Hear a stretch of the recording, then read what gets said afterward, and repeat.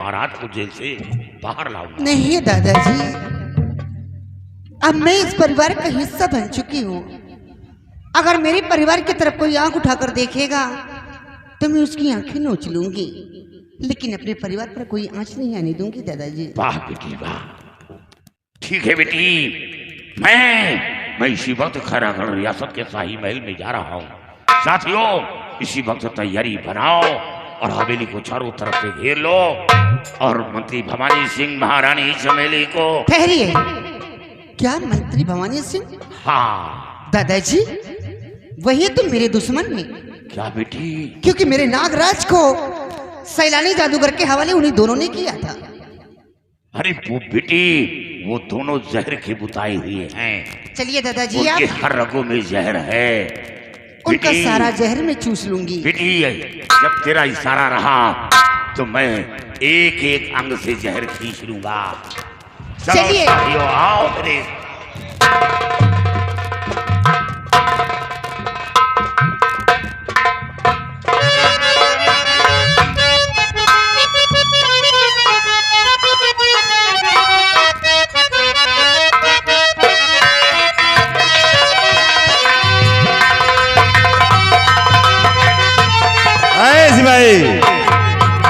सिपाही, ले आओ उस बुड्ढे को, आज उसे मिटा दिया जाए।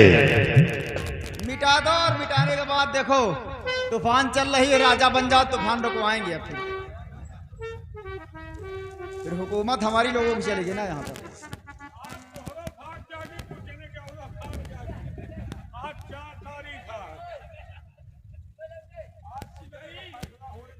जने रोवती है, मुझे पगलाना होता है जुआरे लिए। कहो चंद्रसेन किस साल में हो? तुम लोगों ने मुझे नर्क में डालकर अभी पूछ रहे हो कि किस साल में हो। और शादी करोगे? उम्र को नहीं देखते हो, शादी करोगे, सुहाग रात मनाओगे।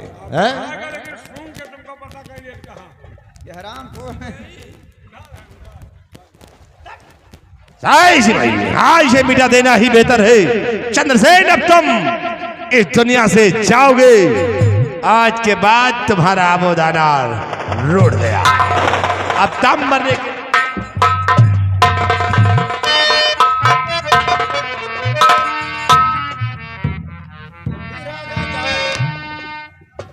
भवानी प्रताप सिंह, अगर महाराज को कुछ हुआ तो याद रखो, तुम तीनों महाबिखट को जमीन में गाड़ दूंगा। अरे गंगा सिंह और महाराज की जिंदगी चाहते हो तो हथियार नीचे डाल दो, वरना महाराज की खोपड़ी जमीन पे डाल दूंगा। वक्त का हर से काम होता है। साथियों, महाराज की गर्दन पर खंजर है, इससे मजबूर हूं अपने अपने बंदूकें डाल दो, डाल दो।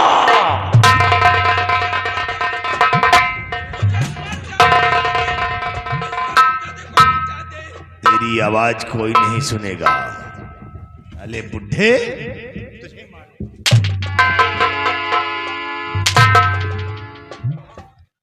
दोहा के बनाया उसको ला जरा प्लास्टिक वाले को। यहाँ आऊंगा नहीं, इधर आओ थोड़ा।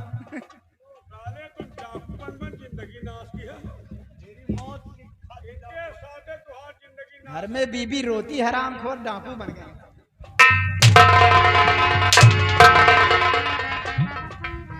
लगा निशाना, सबको खत्म करो।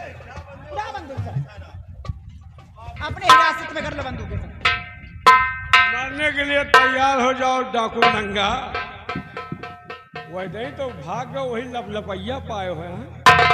आज यही हाथवा तुमका सबका तोप ले, हारने के लिए तैयार।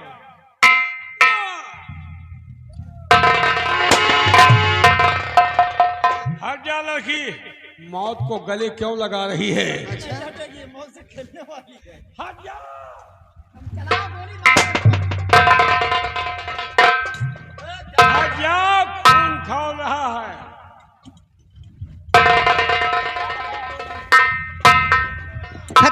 गोलियां दादाजी, ये रही तेरी गोलियां। हमारा गोली होके हाथ में चली गए। ये तो 5 ही पलट गया। तुम तो कहा बेटी बेटी यहाँ आओ। साथियों, एन दरिंदों से बोल दो कि महाराज को आजाद कर दे, वरना काट कर फेंक दूंगा। बेटी, ये खैरागढ़ रियासत के महाराज हैं और महाराज के आंखों की रोशनी छीन ली है और आज मौत के घाट उतारने जा रहे थे।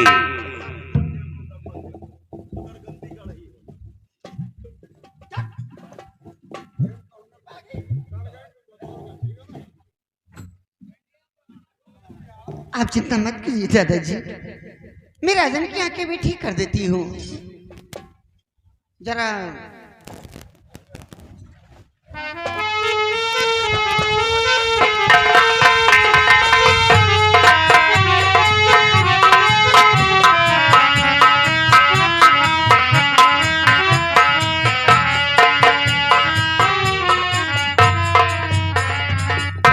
स्वामी जी आप ठीक हो गए? धन्य देवी जी, आप ठीक हो गए?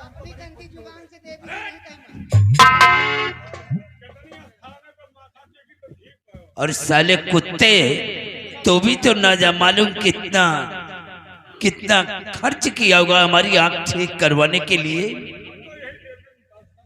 उसी में साले तुम्हारी जिंदगी गुजर जाएगी।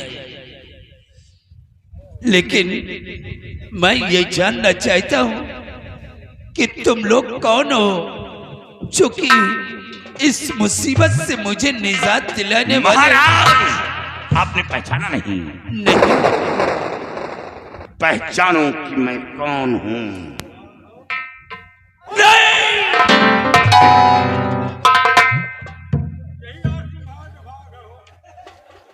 कौन? मेरा बहादुर रणवीर प्रताप सिंह। हाँ महाराज। देख रहे हो इन तीनों जालिमों ने मेरी क्या हालत बना दी है। महाराज, आपसे कहा था लेकिन आपने मेरी बात पर तवज्जो नहीं दिया, अमल नहीं किया। और इन लोगों की कहानी तो हमें बहुत पहले मालूम हो गया था, लेकिन हवेली की मान मर्यादा को बचाने के लिए ये राज छुपा था। क्या? आज वो राज जाहिर करूंगा। यानी इन लोगों की हरकतें तुम्हें बहुत पहले मालूम हो चुकी थी। हाँ। तो तुमने मुझसे बताया नहीं? महाराज, काश बता देता तो आज ये आपकी हालत नहीं होती, लेकिन इस हवेली की मान मर्यादा खाक में मिल जाती। क्या है? कौन है कौन नहीं? सिपाही, यहाँ आओ। महाराज शव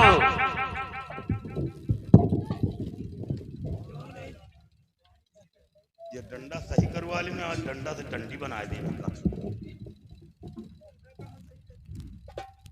महाराज, जब पहली बार 9 महले में दाखिला दिया था तो वहां हमें क्या हुआ? पैर का जूता मिला था।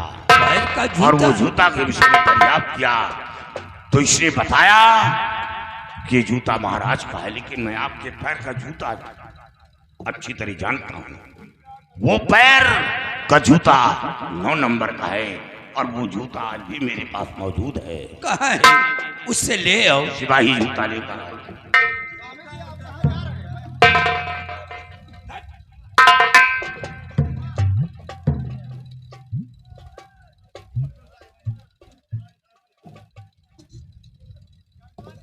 ये रहा जूता।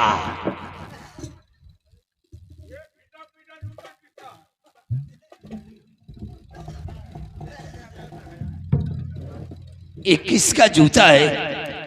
और ये जूता ये किसका ऐसे है? नहीं बताएगा।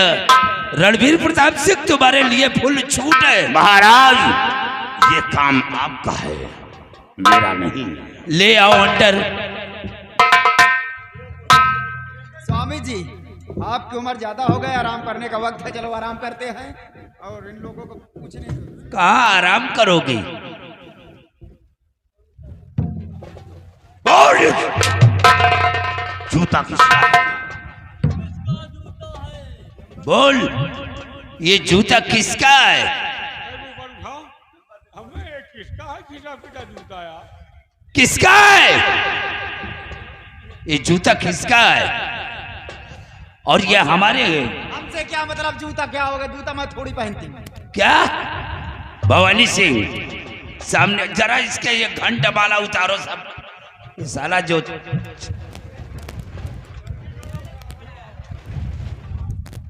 तूफान भी आ रहा है। महाराज ये ऐसे नहीं बताएगी चमेलिया रंडी, इसको मारो ढंग से, फिर ये साला भड़वा भी बोलेगा। आप अपनी बोल। पत्नी को मार रहे हो, भगवान को क्या? अच्छा नहीं लग रहा, भगवान को देख रहे हो।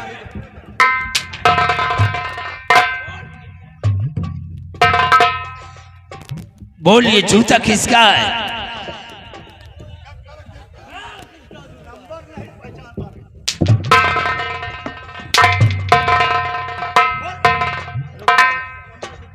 बोल। उधर को मुंह कर रही। है जाओ महाराज, जितने जने मारे जुटे हो, ये सब मरी है तो तुरंते बताओ मरी। और बताओगे तो सीधे नहीं तो टेढ़े। ये जूता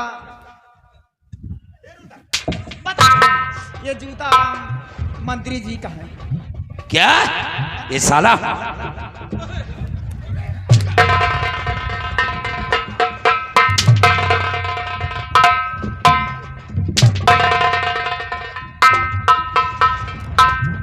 इधर आ, इधर आ।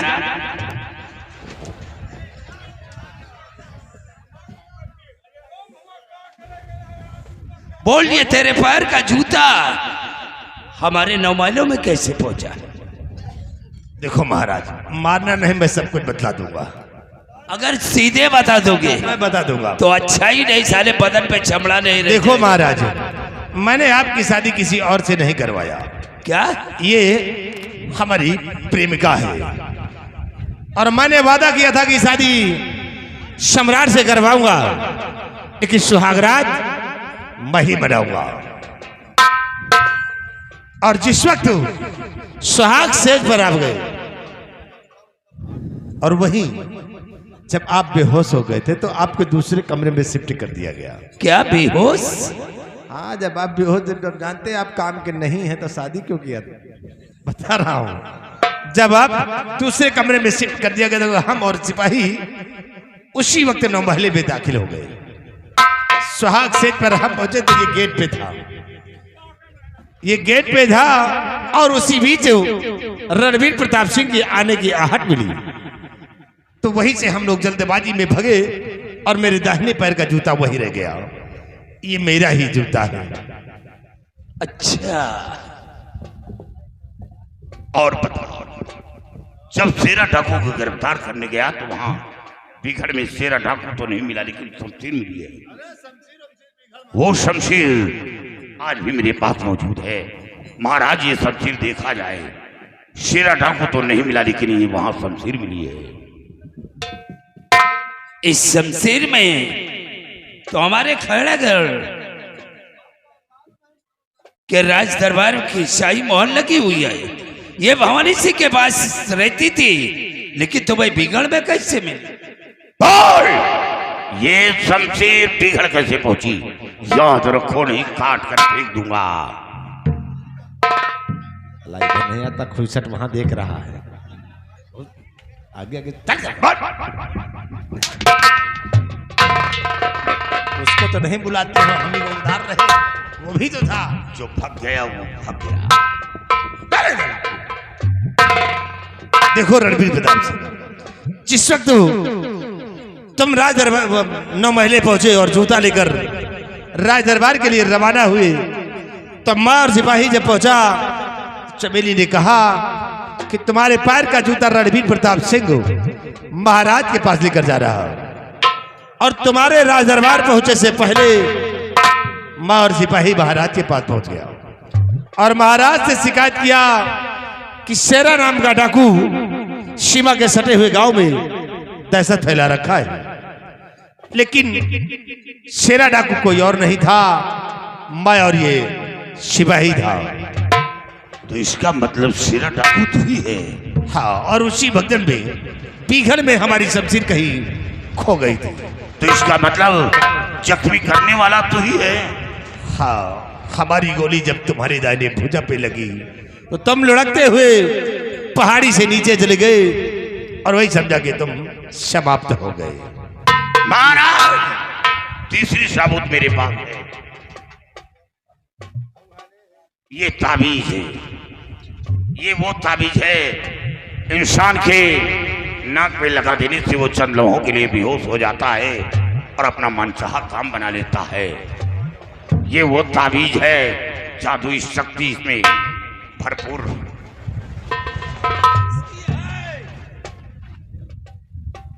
भगवान को सब अच्छा नहीं लग रहा तो दुनियादारी निकाल निकाल दिखा रहा हूं। बोल, ये ताबीज किसकी है? ये ताबीज महाराज खुद जानते हैं, जब बच्चा नहीं हो रहा था हमारे बनवा के लाए थे। देखिए, जब महाराज कोई काम पे थे ही नहीं कहाँ हो? ये बता, ऊसर में चाहे जितना हल चलाओ लेकिन कभी फसल नहीं।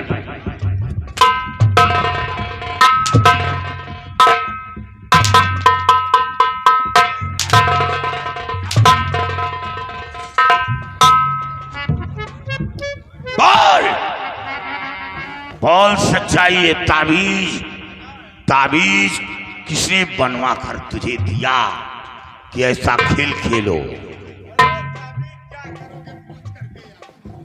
देखिए, बोलिएगा नहीं बीच में, तब तो बताऊंगी नहीं, बीच में नहीं बोलिएगा, मैं सारी बात। बेटी छोड़ो, बेटी ये तीनों दुश्मन हैं, ये तीनों दुश्मन। इसका राज सुन लीजिए हमसे। देखिए, ताबीज का राज ऐसे हुआ कि मैं इनकी प्रेम का हूँ, वाकई में इनकी प्रेम का हूँ। मैं रोहनिया की रहने वाली हूँ। ये हमारे पास गए, बोले कि देखो शादी, हाँ मैं इनके साथ शादी करा।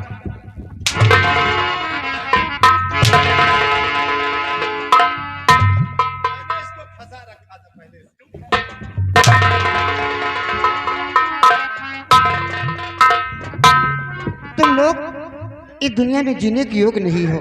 ये ताबीज सिर्फ महाराज को सुनाने के लिए सुहाग रात है। मरने के लिए तैयार हो जाओ तुम लोग।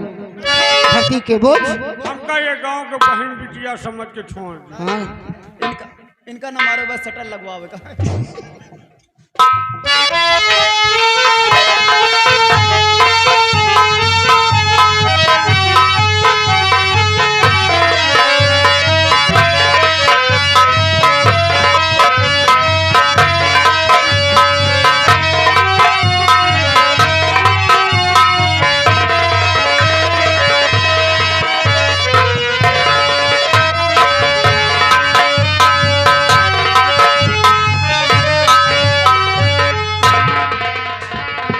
बेटी अब कहीं मत जाओ, मेरी बहू रानी बनकर मेरे घर की शोभा बन जाओ। नहीं दादाजी, अभी हम नाग लोग जाएंगे। अमावस की रात को अपनी सारी शक्तियाँ करामाती फूल में अर्पण करके एक साधारण लड़की बन करके आपकी बहू बन करके आऊंगी। बेटी मैं आने वाली अमावस्या का इंतजार करूंगा। जी दादाजी, आइए नागराज, हम लोग अपने नागलोक को चलते हैं। महाराज